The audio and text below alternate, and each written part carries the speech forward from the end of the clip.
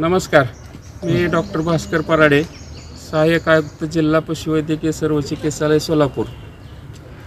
तर आपल्या सोलापूर प्रॉपर शहरामध्ये कंबर तलाव या ठिकाणी जवळपास 12 कावळे मृत्युमुखी पडल्याचे वन विभागाने आमच्या जिल्हा पशुवैद्यकीय सर्व चिकित्सालय सोलापूर या संस्थेला 9 तारखेला सांगितलं आणि त्यांनी ते कावळे त्या ठिकाणी 12 कावळे आमच्याकडं आणून जमा केले।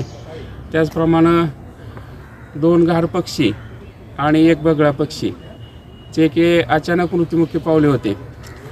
त्यानंतर तत्पूर्वी 6 कावळे आमच्याकडे त्या 9 तारखेच्या अगोदर 2 दिवसापूर्वी आले होते आणि त्या 6 पक्ष्यांचं आम्ही शवविच्छेदन केल्यानंतर आम्हाला प्राथमिक हीट स्ट्रोकमुळे किंवा पॉयझनिंग असेल अशा पद्धतीनं आम्ही त्याचं निरीक्षण केलं आणि तसा अहवाल आमच्या माननीय उपायुक्त साहेबांना आणि पुण्याच्या संस्थेला पाठवला। त्यानंतर 9 तारखेला आम्ही त्या मृत पक्ष्यांचे 5 पक्षी मृत अवस्थेत बर्फाच्छादित ह्याच्यामध्ये थर्मोकोल बॉक्समध्ये पुण्याला पाठवले।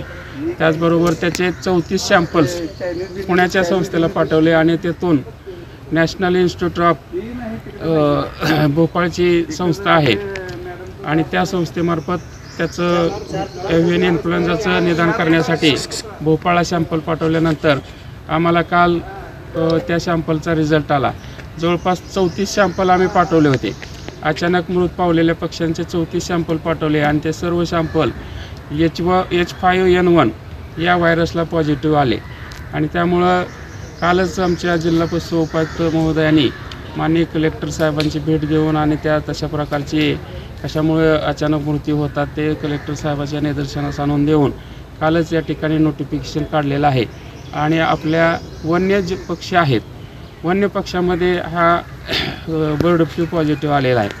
परंतु ते आपले घरगुती कोंबड्या आहेत किंवा बदकं आहेत किंवा कबूतर आहेत किंवा इतर पक्षी आहेत जे आपण परसातील कुक्कुटपालन म्हणतो किंवा पोल्ट्री फार्म आहेत, या ठिकाणी कुठल्याही प्रकारचा एकही मृत्यू आम्हाला आढळलेला नाही किंवा अद्यापपर्यंत आजारीसुद्धा एकही पक्षी नाही।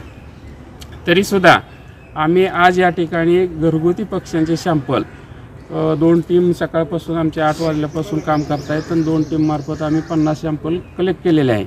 त्याच्यामध्ये क्लोएकल सॅम्पल आहेत, नेझल सॅम्पल्स आहेत आणि सिरम सॅम्पल्स आहेत आणि ते उद्या आम्ही पुण्याच्या संस्थेला पाठवत आहे। DIS म्हणून पुण्याला औंधला संस्था आहे आणि त्यांच्यामार्फत भोपाळला त्या ठिकाणी घरगुती पक्ष्यामध्ये काय अशा प्रकारचा आधार आहे का हे पाहण्यासाठी आपल्याला सॅम्पलचे परीक्षण करून 4 दिवसामध्ये त्याचा आम्हाला रिपोर्टिंग होईल आणि जर आपल्या पक्षामध्ये आढळलं पॉझिटिव्ह घरगुती पक्षामध्ये तर त्या ठिकाणी आम्ही 0 ते 1 किलोमीटरच्या परिसरातला आता सध्या सर्वे चालू आहे ते पक्षी आम्हाला त्याची विल्हेवाट शास्त्रीय पद्धतीनं आणि राज्य शासनाच्या आणि केंद्र शासनाच्या गाईडलाईनप्रमाणे आम्हाला त्याचं विल्हेवाट लावावं लागेल।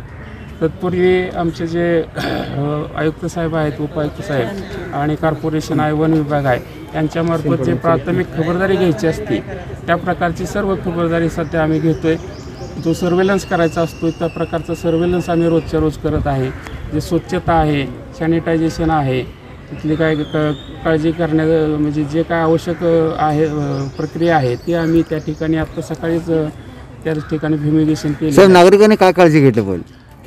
सध्याच्या परिस्थितीत नागरिकांनी जे घाबरून जाण्याचं याला काही कारण नाही, कारण तात्काळ हा आजार जरी झुनोटिक असला तरी देखील 100 वर्षामध्ये प्राण्यांपासून पक्ष्यापासून या मानवामध्ये आजार झालेला त्याच्यामध्ये काही उदाहरण नाहीत। तरी देखील आपण जे अंडी खातोय किंवा कोंबड्यांचं मांस खातोय ते उकळून खाल्लं पाहिजे।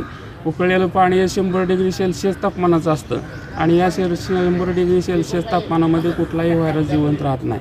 त्यामुळे कुठल्याही प्रकारचा धोका सध्या तरी आपल्याला आढळत नाही, कारण सध्याच्या परसातील कोंबड्यामध्ये किंवा दुकानदाराकडे ज्या कोंबड्या आहेत त्याच्यामध्ये सुद्धा हा आजार आम्हाला आढळून आलेला नाही।